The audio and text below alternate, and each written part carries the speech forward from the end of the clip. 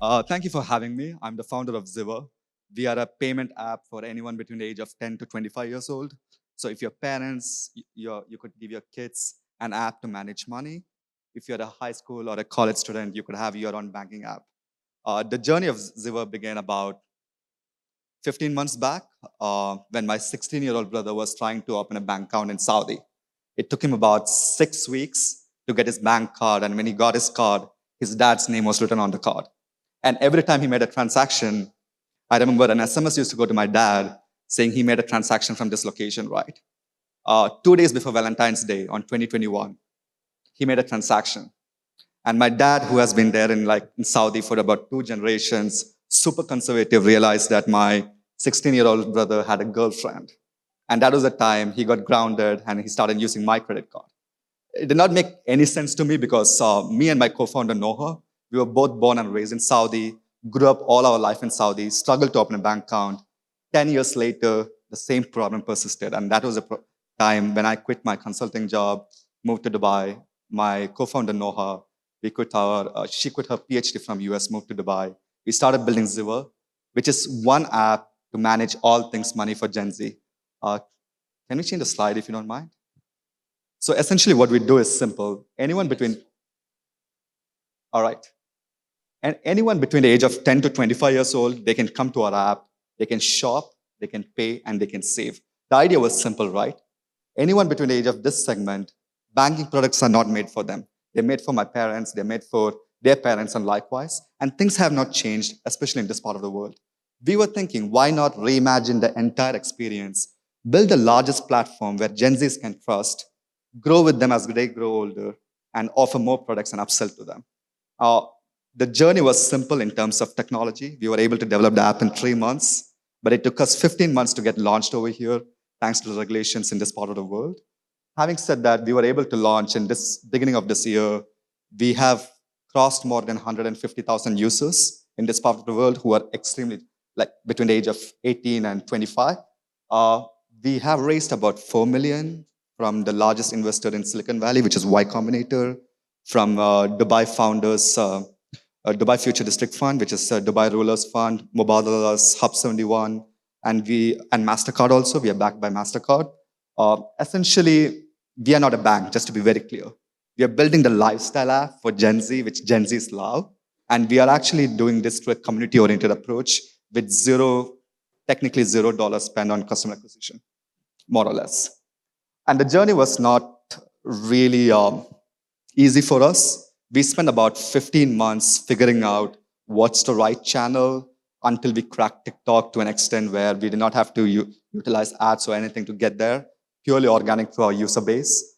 And how we approached this was simple, right? As a B2C consumer fintech, if you go into that realm of paying for customers, it could be extremely high. So performance marketing was something which we tried and burnt our hands. So we were like, no, it did not work for us. We looked into virality. It's easier said than done. It took us about 6 months to figure out whether we have to go with the virality or content route. And the way we approach is simple. We took a page from the top 10 companies who have made the best in the consumer tech. We looked at which channels really worked for them. We were able to understand that most companies who made well in consumer fintech or consumer space in general, they picked up one channel.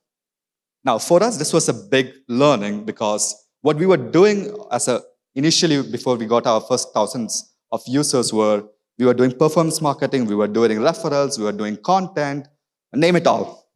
Because that's what we were learning, right? Performance marketing, you get customers. But when we really checked the quality of customers, we realized most of them, they churn out after a few months, probably a few weeks. And that's when we realized, you know what? The playbook has been really written over there, been implemented by other companies out there. Nothing has to be reinvented. We just need to look at our data. And we actually went back to the drawing board about 6 months back when we launched completely with our product. And we realized, you know what?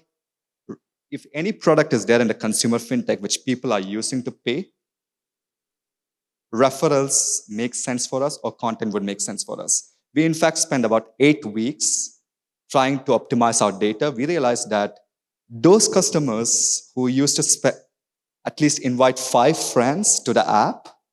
They're the ones who stick more, spend more, and refer more friends, and more quality comes through this. We went through the content route too, and we're still experimenting it. But we realized most of the times content is a hit or miss, and it takes about 1 year to 1.5 years to make things happen. But right now, we are at that stage where virality has worked a lot, and we were able to scale from a couple of tens of thousands of users initially with performance marketing to about 150,000 north of customers in a span of less than 6 to 8 months since we launched over here. The good news from our learning is simple, right? You need to just choose one lane if you're in a consumer business to build a really successful business. But the bad news was also there, right? It's not that easy. It's really not that easy. We had a team who was working 24 by 7, like literally working on the data and working through this to get to the stage where we were able to garner this amount of users in a space which is regulated in a small span of time and get a couple of backing. But it's worth it. I would love to answer any questions which you guys have about building a startup in the consumer tech space. I am informed by the event organizers that many of you would love to know about fundraising, about consumer fintech, how does it work? Would love to answer any questions. Check. Yes, we have a question here.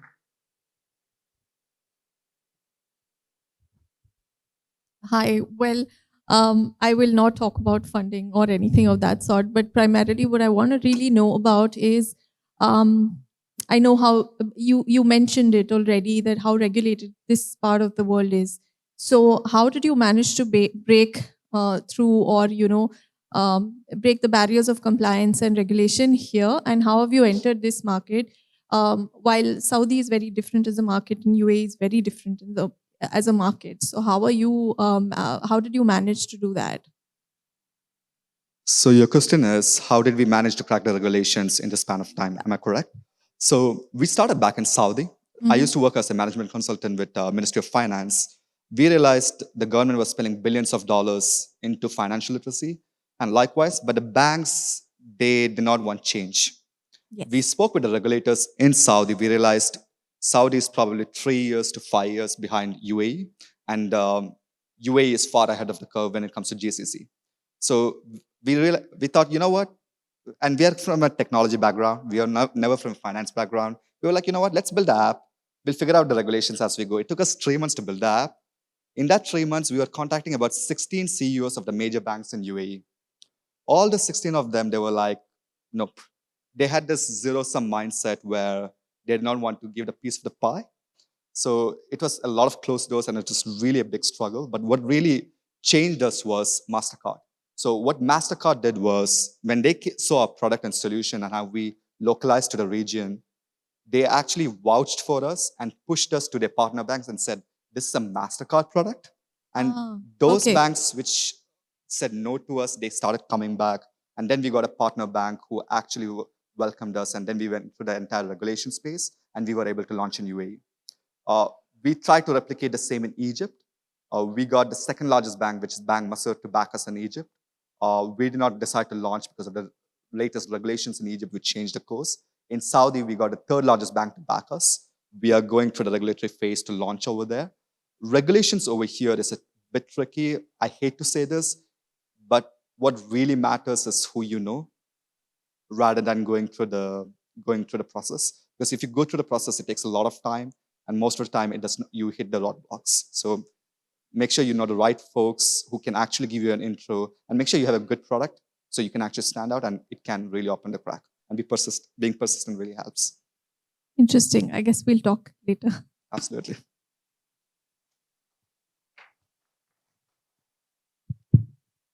Folks, we have another question.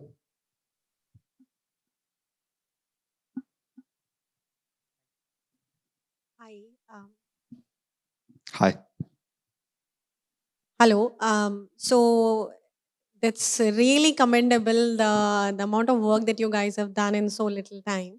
I would love to hear how was your experience raising funding, maybe briefly. just to understand what kind of challenges you faced and what do you think resulted in a breakthrough? So if I would summarize your question, it's what are the challenges in fundraising and what is our experience in fundraising? Am I correct? All right. So when we started out, I quit my consulting job and my co-founder was a student. So we had barely about $50,000 to $60,000 in the bank account. And we had this philosophy, either we are all in or all out. So we put the entire $52,000 into the project Ziva when we started. And we were all in. I moved to my parents' apartment in Saudi and crashing on their living room. We started building for about 4 to 6 months. And we were very clear, we're not going to raise external funds until we do have a proposition and we can actually go live with it. So in this process, it took us about 6 months to get to that stage. And once we got to that stage, we were not in the industry, right? So it was extremely hard. We did not come from VC. We don't have rich uncles and dads who can actually support the entire project. And we had to raise about $2 million to actually launch with the regulations. So what we did was, since we were a startup and we were super scrappy, we went to Crunchbase. They have a 7-day pro subscription, which you can get for free. We took it, spent the entire 7 days, got an 18,000 list of angel investors around the world who have invested into fintechs. We actually reached out to 400 of them. We shortlisted down who were in this space, who have invested in something similar.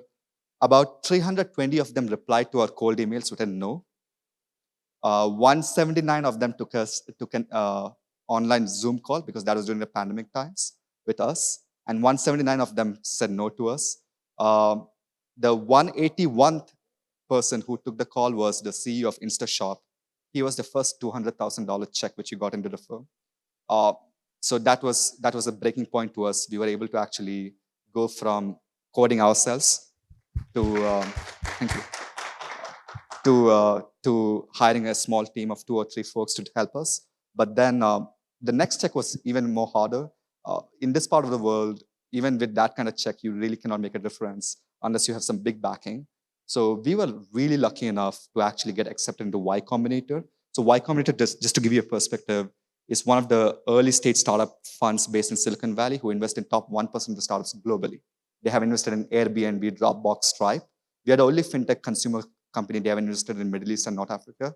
So when they invested into us, it changed the narrative for us from where we were requesting for investors to meet with us to investors requesting us to meet with us. So the narrative flipped and we got extremely lucky.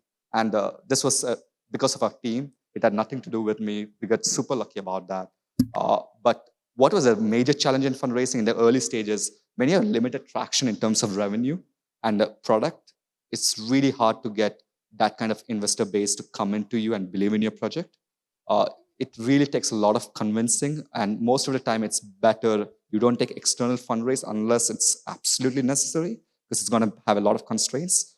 And that's what we are even doing right now. We got a Series A investors coming to our cap table offering us, but we don't take external funds unless it's absolutely necessary and we need that to grow. Otherwise, we are focused on making sure the unit economics is right and we can grow with our customer base. And that's how we would approach it. I hope that answers your question. All right.